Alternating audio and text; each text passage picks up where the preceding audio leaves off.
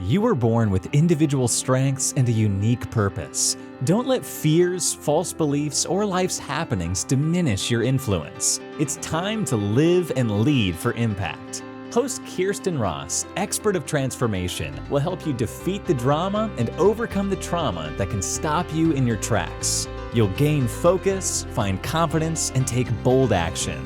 Unleash passionate, purposeful you. Let's go. Welcome to Live and Lead for Impact. I'm Kirsten Ross, your host, and this is episode number 150. Thank you so much for joining me. Today, as summer gets a little bit closer in Michigan, I'm starting to think about last summer and my upcoming trip to one of my favorite places on earth in northern Michigan. You see, I had this epiphany last year while I was up there, and it got me thinking about the distinction between isolation and solitude. And I'd like to share here a little bit about what happened last summer. So first, though, let's look at the definitions that we find when we see the word isolation. So the process or fact of isolating or being isolated, an instance of isolating something, especially a compound or a microorganism, denoting a hospital or ward for patients with contagious or infectious diseases. An act or instance of isolating, the complete separation from others. So none of these sound good particularly.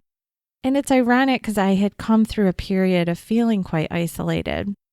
You know, I've been a solopreneur mostly for almost 15 years. And so a lot of my work, while I go to clients and when I'm speaking, I'm around people or out networking, but there is a fair amount of my work that is, you know, in isolation, if I chose to use that word. And there are times, I'm not going to lie, that it can start to feel lonely. And I went through that period that I know I've shared about already this last summer, where I was really, really down, my mood. I just felt lonely, isolated, and I kind of ended up tucking away.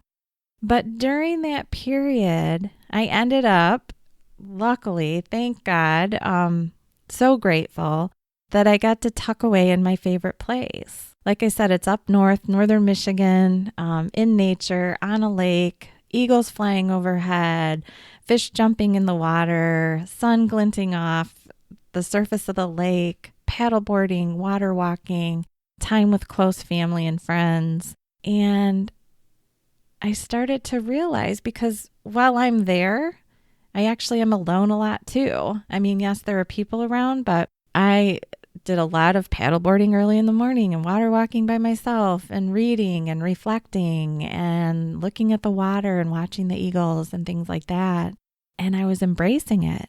And it got me thinking I was in solitude. So let's look at the definition of solitude, the state of being or living alone, seclusion, remoteness, as of place, absence of human activity, the state or situation of being alone. But then the example sentence that they use is, she savored her few hours of freedom and solitude. And that's what got me thinking that being alone and enjoying it or feeling miserable is really a lot of times about our state of mind. So if you're alone, are you saying I'm isolated? Or are you enjoying some solitude? So it hit me while I was up in this beautiful location, and it doesn't even have to be a beautiful natural location. Again, the circumstance wasn't much different. As a matter of fact, I was way farther away from things up there than I am when I'm in my home. So there's a lot more human activity where I do a lot of my work. But the difference was in my mindset. I was embracing my time alone in this other location. And the truth is, I can embrace my time alone wherever I am. And there are also, especially when we're up to a lot of big things in our life and trying to make a big impact and working on creative endeavors, possibly, you know, creating your next podcast or writing or speaking or online training, whatever it is you're working on, you actually need that quiet time.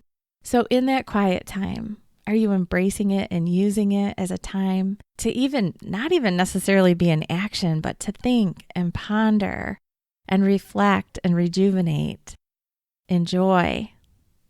Call it solitude rather than isolation. Ultimately, the choice is yours. Will you savor it, embrace it, enjoy it, take advantage of the time that you have that's quiet? Or will you feel alone and miserable? It's a great lesson that I learned last summer. I'm looking forward to being up in my solitude, but you know what? I've taken a lot more time for solitude. You see, ultimately, it's our choice. It's a mindset. And whenever we powerfully choose something, we're no longer a victim. And so isolation feels like it's done to us.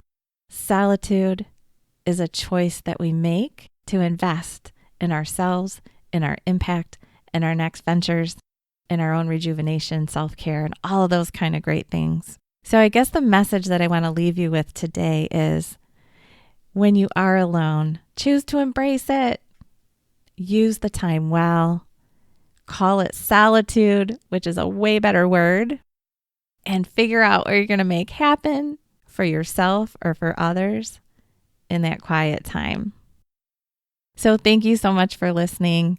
I hope that you find much solitude so that your impact is even greater. Until next time, make it a great day.